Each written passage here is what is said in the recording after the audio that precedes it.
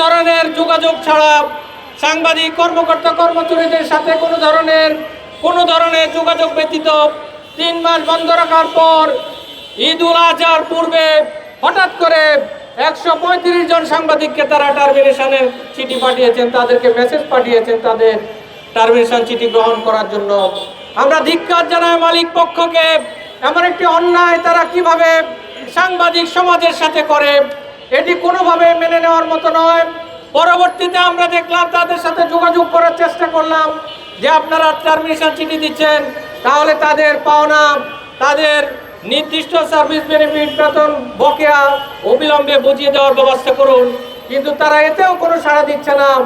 বাধ্য হয়ে আমরা আজকে সাংবাদিক নেতৃবৃন্দরা আজকে প্রেস ক্লাবের সামনে দাঁড়িয়েছে, আজকে এখানে দাঁড়াতে বাধ্য হয়েছে।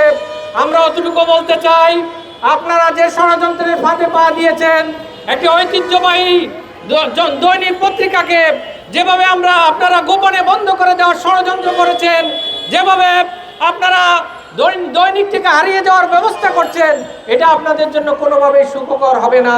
আমরা আজকের এই বিক্ষোভ কর্মসূচি থেকে বলতে চাই, অবিলম্বে সাংবাদিক আপনারা যে টার্মিনেশন করেছেন, অবিলম্বে এই চাকরিচ্যুতি প্রত্যাহার করতে হবে এবং সাংবাদিকদেরকে পুনর্বহাল করে পত্রিকা চালু করার ব্যবস্থা করতে হবে।